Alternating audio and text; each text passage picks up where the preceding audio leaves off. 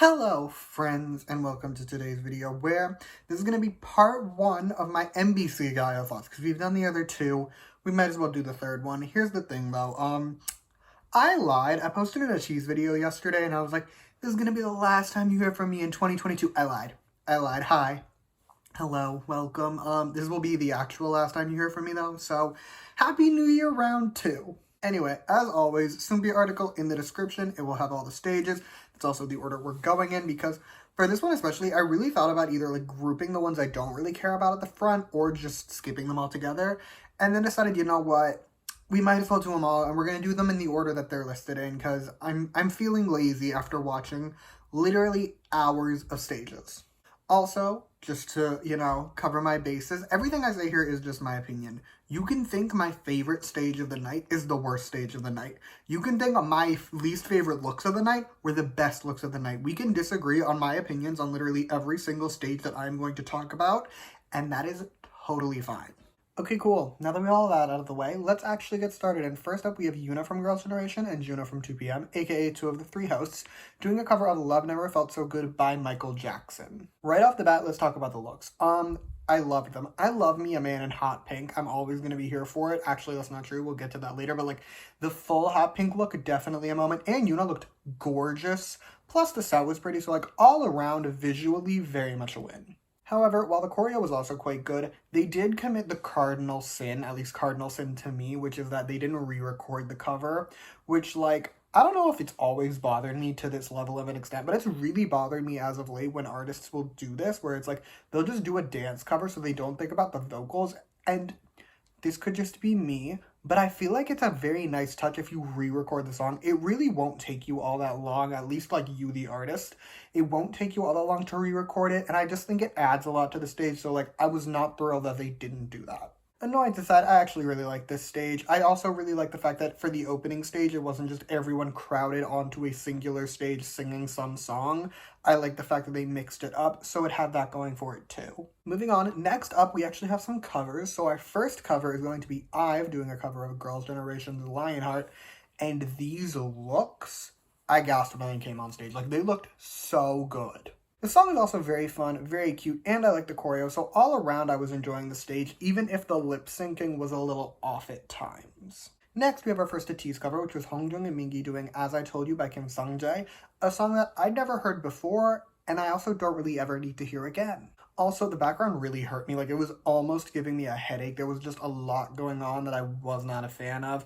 I will say, however, like, the one thing the stage had going for it, the choreo, quite slay. However, big picture, never really feel the need to see this again. After that, some of the members of the BOYZ came out to do Love Light by CN Blue, a song I had heard before, and my thoughts on it are quite simple. I think it's a very nice song, however, it is not the most engaging. And honestly, that's how I felt about, like, the cover as a whole, if we're being honest. It was very pretty, like, they sounded good, but there was nothing going on that held my interest in any way. As for the looks, I was very disappointed. The most visually appealing part of the stage, if you ask me, was when they panned to the hosts, because Yoona in her red dress, gorgeous. I loved it every time they panned to them, because she looked so good in that dress.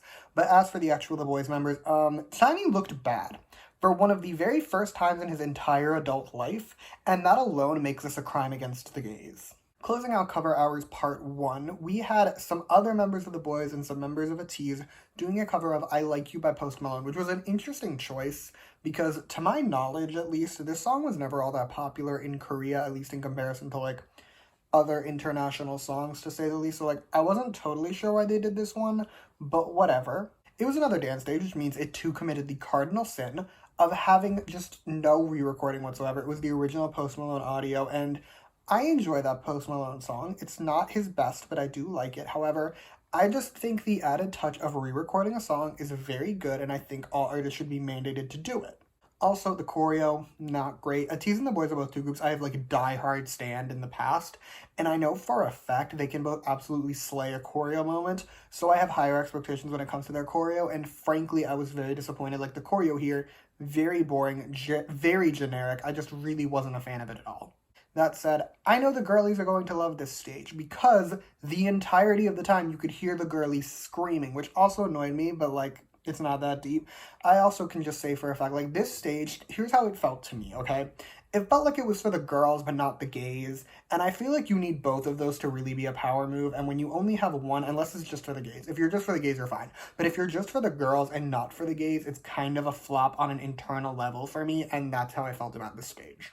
Post-cover Oz, we had a little rookie mini moment, which started out with Classy doing Tick Tick Boom. Now, I am not a Classy stan. I don't think I've ever heard this song before, so I don't know if it's a remix or what, but it kind of went off. The stage as a whole was also great. I really liked the looks. The choreo was very cool, and again, song was great. So just all around, I might have to become a Classy stan. Next, we have a rookie group that I actually really like already, which is TEMPEST, and they may or may not have heard my complaints. I doubt it, but I'm going to take credit anyway because they did Can't Stop Shining, which, my favorite TEMPEST title. I was so happy when I saw this is the song they did because I just adore this song. Let's discuss, though. This choreo, right off the bat, is incredible. I really like it. I think it's so cool. And the looks, with the exception of one hat, I really liked them. And, as previously mentioned, I love this song. So, like, here's my only complaint about the stage. I wanted the full thing because they did not do the full song, and I'm genuinely upset about it. Like, we did not need to appeal to only the girlies but not the gays. We could have had the full thing of Tempest, and it would have been a win for everyone. Anyway, after that, Kepler came out to do We Fresh, and these looks, they were kind of awful. Like, they were kind of atrocious. I got the vision. I could see what they were trying to do, but the green just really didn't work, and I really didn't like it. I also don't love the song, if we're being honest about it. Like, it's not their worst song today, but it's definitely not their best, to say the least.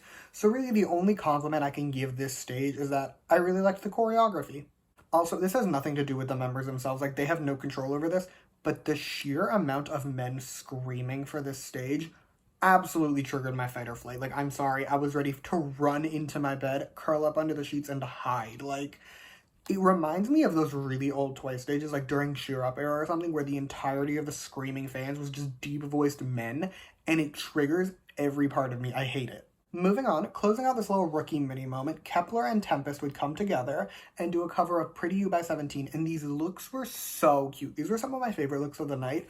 I can't explain what it was about them, but they looked so cute. As for the song, Pretty You is a song that I am quite familiar with, to say the least, as someone who's stayed in 17 since they debuted. Like, I know this song very well, but they took this song, they turned the first verse into like almost a ballad moment, and it really worked. I really liked it, and then it would pick back up for the chorus, but like it like really added something. I can't explain what, but I was really here for it. So all around, I was here for this stage. I thought this stage was phenomenal. It was one of my favorite stages of the night. I honestly loved it. Next we have Jaurim, and I don't really have a ton to say about Jaurim really ever. So we're going to be speedy with them, but first I want to point out main girly, whose name I don't know and definitely should have looked up for this video. Her dress, very pretty. The black and sparkles, totally here for it. As for the songs, they did two. They did Stay With Me and they did Magic Carpet Ride. I was not a fan of either one just because Jaurim's music never really has been for me. I've heard a couple of their songs just because they had a bit of a resurgence this year, so they've been at all the year-end award shows and festivals and everything, and I've heard all the stages. None of the songs have really spoken to me. I will say Stay With Me was probably my favorite of the songs they've performed all year, but like, I still wasn't a huge fan. After Jaurim, we have FORESTELLA, and I was very hyped for this stage because their Bad Romance cover, truly a god tier experience. I've watched it like 100 times since then, so like, very much was hyped for this stage. They did Lazenka Save Us, and I've actually seen this stage before, spoiler alert, just because they did it on Immortal Songs, and I may have gone down a rabbit hole after Bad Romance and watched a bunch of their Immortal Song stages, so like, I have actually seen this one before. However, if you ask me, this one was a bit more slayful. Let's get into it though. So they start out with this very iconic flaming drum moment. Like, there was fire and drums. It was an absolute slay. It was so cool. I was so into it. Then the song actually starts and the members actually come out and they continue to be the vocal icons of a generation. Like, they put everyone to shame, including my faves. Like, my faves could not sing like this. I'm sorry, but it's true. Even though I stand some god tier vocalists, they aren't on that level. Like, FORESTELLA vocals are truly their own breed of talent, and it's not fair, but that's not the point. My point is that they sounded phenomenal, and the backup dancers absolutely serving and slaying. All around the stage was a moment. Big picture though, I wouldn't say it was Bad Romance levels of slayful. Like, it didn't reach that pinnacle. However, it was still one of the best stages of the night, if I'm being honest about it. Like, I really liked it. I was totally here for it. I would highly recommend watching it if you haven't seen it. Moving on, next up we have the Big Naughty stages. He started out with a collaboration with 10cm when they did Beyond Love, and Whilst I loved his fits at the Melon Music Awards, here I was not a huge fan. It was mostly the hat. I hated the hat. I wanted someone to throw something from the crowd and knock the hat off his head. My hatred of the hat aside, the stage was fine. The song is pretty good. Nothing really happens, but I thought the set was cool enough to keep my interest. So big picture, not the best stage of the night, but far from the worst. After that, he did Romance Symphony, and do you remember what I was saying about Junho with the hot pink looks? How I'm always here for a man in hot pink. This is an exception because, hear me out, he was wearing hot pink pants, but a red jacket, and the red and the pink did not work as a duo. They, in fact, kind of clashed. My eyes were not a fan of it, so yeah, was not a fan of this look either. This stage is another fine one, though. I thought the live band was a nice touch, and the ballet backup dancers, absolutely the best part of this entire experience. They were so good, they deserve far more credit than they're ever going to get. On to the next stage, where we have my snubbed king of 2022, Mr. BO. Now, BO started off doing Nostalgia, a song that I personally really enjoy, just because it gives Fireflies by Owl City, and I think that's fun. He also looked great. I really liked his sparkly jacket. I thought it looked so good. And for the record, I need all soloists to take a page out of this man's book, because when you're just a soloist on stage with no backup dancers whatsoever and you don't really do choreography, keeping the attention of the audience can be very hard, especially when the audience is me. However, BO does this flawlessly by doing one key thing. He has the time of his life on stage. He looks like he's having an absolute moment. He looks like he's having so much fun, and it just makes me enjoy the stage a lot more. So I need more soloists to get into this habit. Anyway, he only did Nostalgia for about a minute before doing one of my absolute favorite songs of 2022, the iconic, slayful pop rock icon that is Love Me. Now, I love this song. I've heard it countless times by now. Like, I have watched hour-long loops of this song just like in the background several times at this point. I've probably heard this song a good few hundred times by now, and it hasn't gotten old, so I knew I was going to love this stage, and I did love this stage. However, the remix for this song was so good. I want an official version with this background music as quickly as possible. I loved it. Big picture, BO's performances were one of my favorite stages of the night. And hear me out, I want to give him credit for one key thing.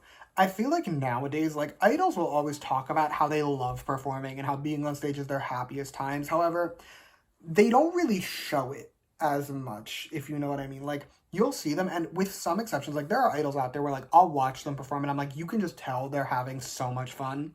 Whereas for a lot of idols nowadays, even when they tell you, and I do believe them when they say that, like, performing is the best part of their day, like, they love performing, they love being on stage, BO is one of those performers where you can just tell how much happier he is when he's performing, and I really respect that from him, because, like, he doesn't do choreography. He's a soloist. He doesn't have backup dancers in a lot of his performances. Like, he is just out there having fun. And I managed to have fun with him because I love his music and I really like him. So, like, I just wanted to give him a shout out for that. No lie, I would have been fine if BO was the only performer for the rest of this Gayo. Like, if half of it was just him, I would have been totally fine. However, I also knew that's not what we were going to get. And after Love Me, NMIXX came out and they would do the festival version of Dice. And right off the bat, their set was one of my favorites of the night. It was giving, at least to me, it was giving like Alice in Wonderland almost. It was just so cool and I really liked it. The song, on the other hand, not one of my favorites. I do prefer it vastly more than their debut. Like, I am very happy they didn't do Oh, but like, I'm still not the biggest fan of Dice, so I still don't love the song when they perform it. And the remix was not really giving enough for me. That said, not the worst stage of the night. The choreo was giving. I really liked her. And as previously mentioned, the set was great. So, like, it's not the worst stage of the night, but it was definitely nowhere near the best either. Our next stage is going to be Lee Mujin and Miyeon from Ghetto doing a cover of Dangerously by Charlie Puth. And these looks were great. I always am here for an all-black look. Like, I think all-black looks are quite slayful when done right, and it's pretty hard to mess them up, and they both looked great here. As for the stage, though, I'm not the biggest fan of this song. I don't think it's his worst song, like, not by a long shot, and I do like Charlie Puth's older music a lot more than his new music.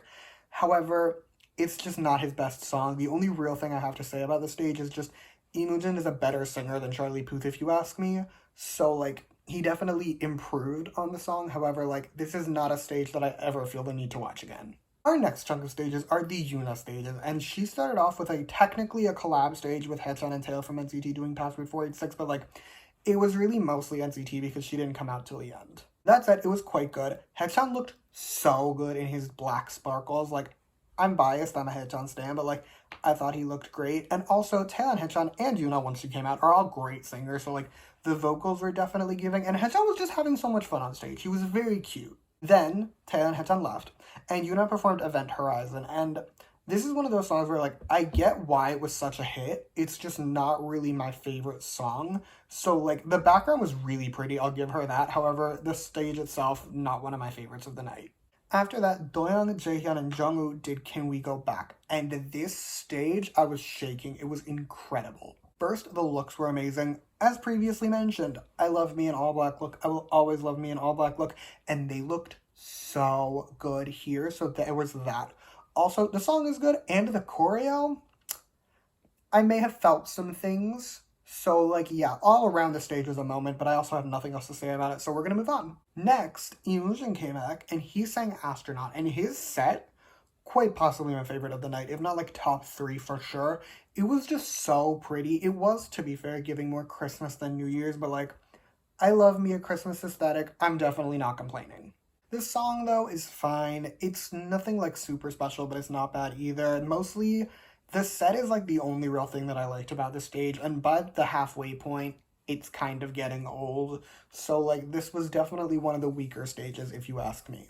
We have officially reached Trot Hours. Like, the next little chunk of stages are all Trot stages. And I don't really like Trot all that much, so we're gonna be speedy again. Cool? Cool.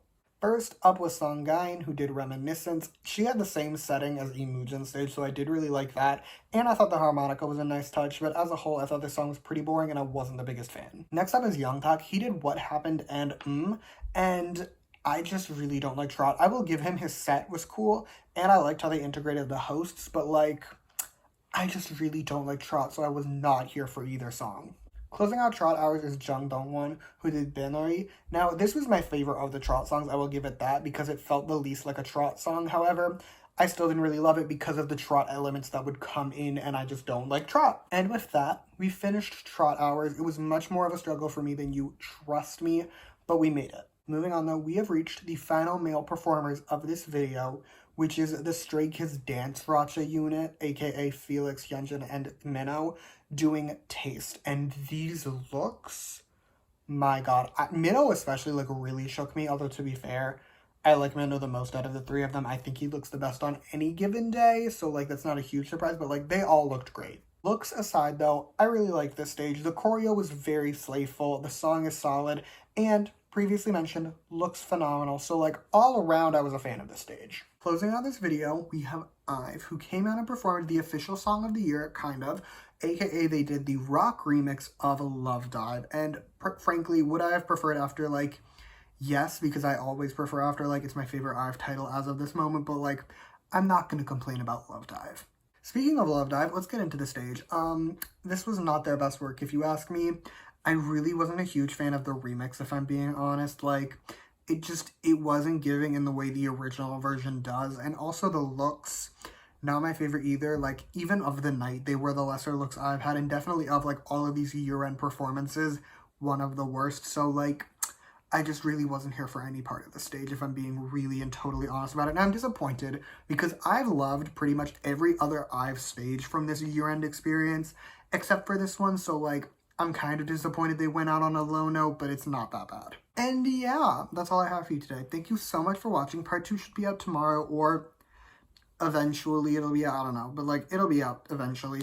And yeah, until then, you can like and subscribe if you want to, or don't. I'll be okay either way. You can also comment down below, let me know your favorite or least favorite stages of the night. You can also follow me on Twitter at @s_albumreviews. I'll link that in the description. And yeah, thank you again for watching. Bye!